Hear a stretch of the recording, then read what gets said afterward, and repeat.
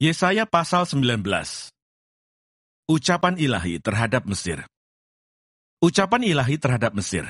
Lihat, Tuhan mengendarai awan yang cepat dan datang ke Mesir. Maka berhala-berhala Mesir gemetar di hadapannya, dan hati orang Mesir merana hancur dalam diri mereka. Aku akan menggerakkan orang Mesir melawan orang Mesir, supaya mereka berperang, setiap orang melawan saudaranya, dan setiap orang melawan temannya, kota melawan kota, kerajaan melawan kerajaan. Semangat orang Mesir menjadi hilang, dan rancangannya akan kukacaukan. Maka mereka akan meminta petunjuk kepada berhala-berhala, dan kepada tukang-tukang jampi, kepada arwah dan kepada roh-roh peramal. Aku akan menyerahkan orang Mesir ke dalam tangan seorang tuan yang kejam, dan seorang raja yang bengis akan memerintah mereka. Demikianlah firman Tuhan, Tuhan semesta alam. Air dari sungai Nil akan habis, dan sungai itu akan menjadi tohor dan kering, sehingga terusan-terusan akan berbau busuk, dan anak-anak sungai Nil akan menjadi dangkal dan tohor.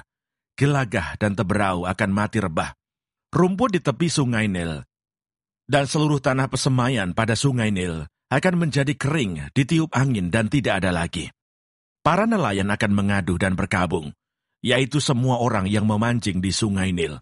Semua orang yang menjala di situ akan merana juga. Orang-orang yang mengolah lenan akan mendapat malu. Demikian juga tukang-tukang tenun kain putih. Mereka yang menenun akan remuk hatinya. Segala pekerjaan upahan akan bersedih hati.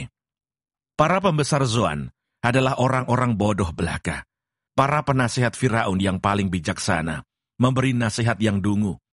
Bagaimanakah kamu dapat berkata kepada Firaun, "Aku ini anak orang-orang bijaksana, anak raja-raja zaman purbakala.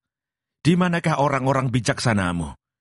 Biarlah mereka mengumumkan kepadamu, serta memberitahukan apa yang diputuskan Tuhan semesta alam tentang Mesir." Para pembesar Zoan bertindak tolol. Para pembesar Memphis sudah terpedaya. Para pemuka suku-suku mereka telah memusingkan Mesir. Tuhan telah mencurahkan di antara mereka suatu roh kekacauan, dan mereka memusingkan Mesir dalam segala usahanya. Sehingga seperti seorang mabuk yang pusing waktu muntah-muntah, dan tidak ada usaha Mesir yang akan berhasil, yang dilakukan oleh pemimpin dan pengikut, oleh pemuka dan orang biasa. Pada waktu itu orang-orang Mesir akan seperti orang-orang perempuan. Mereka akan gemetar dan terkejut terhadap tangan Tuhan semesta alam yang diacungkannya kepada mereka. Maka tanah Yehuda akan menimbulkan kegemparan di antara orang Mesir, dan siapapun yang teringat kepadanya akan terkejut mendengar keputusan Tuhan semesta alam yang diambilnya mengenai mereka. Pada waktu itu akan ada 5 kota di tanah Mesir yang berbicara bahasa Kanaan dan yang bersumpah demi Tuhan semesta alam. Satu di antaranya akan disebutkan Ir-Heres. Pada waktu itu akan ada mezbah bagi Tuhan di tengah-tengah tanah Mesir, dan tugu peringatan bagi Tuhan pada perbatasannya. Itu akan menjadi tanda kesaksian bagi Tuhan semesta alam di tanah Mesir. Apabila mereka berseru kepada Tuhan, oleh karena orang-orang penindas, maka Ia akan mengirim seorang juru selamat kepada mereka, yang akan berjuang dan akan melepaskan mereka. Tuhan akan menyatakan diri kepada orang Mesir, dan orang Mesir akan mengenal Tuhan pada waktu itu. Mereka akan beribadah dengan korban sembelihan dan korban sajian, dan mereka akan bernazar kepada Tuhan, serta membayar nazar itu. Tuhan akan menghajar orang Mesir, akan menghajar dan menyembuhkan, dan mereka akan berbalik kepada Tuhan, dan Ia akan mengabulkan doa mereka, serta menyembuhkan mereka. Pada waktu itu akan ada jalan raya dari Mesir ke Asyur, sehingga orang Asyur dapat masuk ke Mesir, dan orang Mesir ke Asyur, dan Mesir akan beribadah bersama-sama Asyur. Pada waktu itu Israel akan menjadi yang ketiga di samping Mesir dan di samping Asyur, suatu berkat di atas bumi yang diberkati oleh Tuhan semesta alam dengan berfirman, "Diberkatilah Mesir, umatku, dan Asyur, buatan tanganku, dan Israel, milik pusakaku." Yesaya pasal 20. Ucapan ilahi terhadap Mesir dan Etiopia. Pada tahun ketika panglima yang dikirim oleh Sargon, Raja Asyur, tiba di Asdod, lalu memerangi dan merebutnya.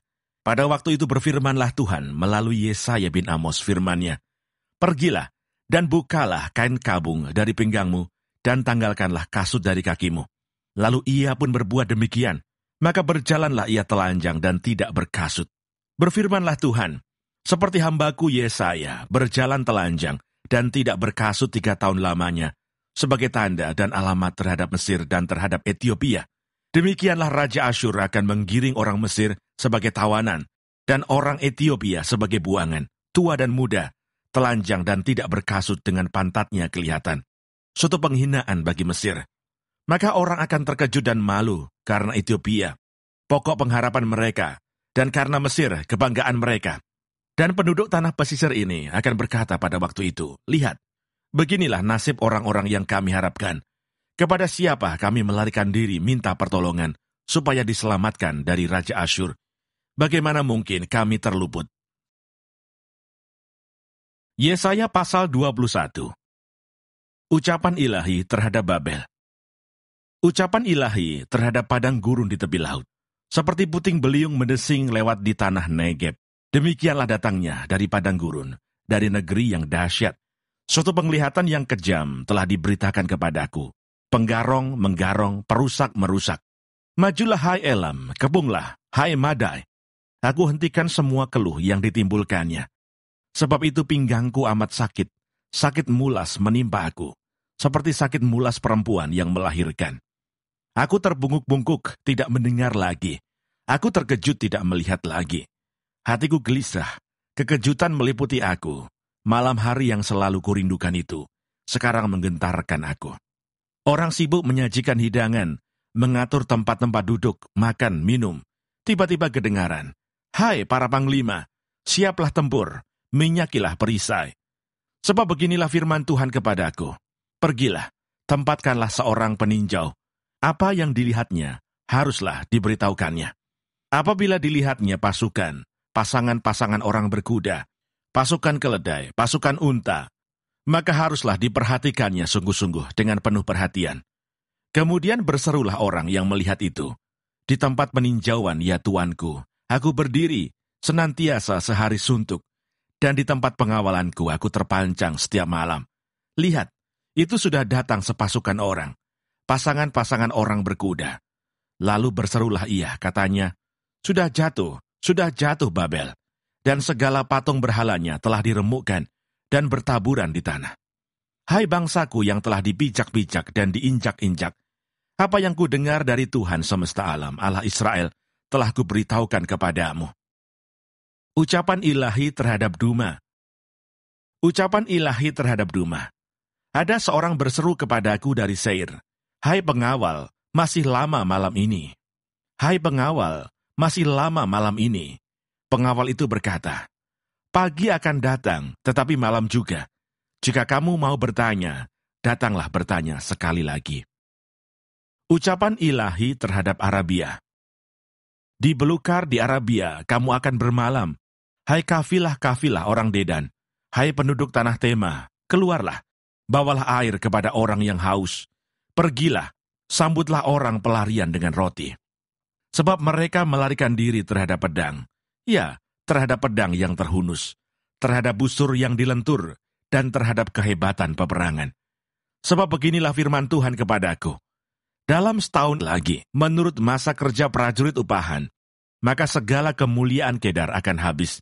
Dan dari pemanah-pemanah yang gagah perkasa dari Bani Kedar, akan tinggal sejumlah kecil saja, sebab Tuhan Allah Israel telah mengatakannya.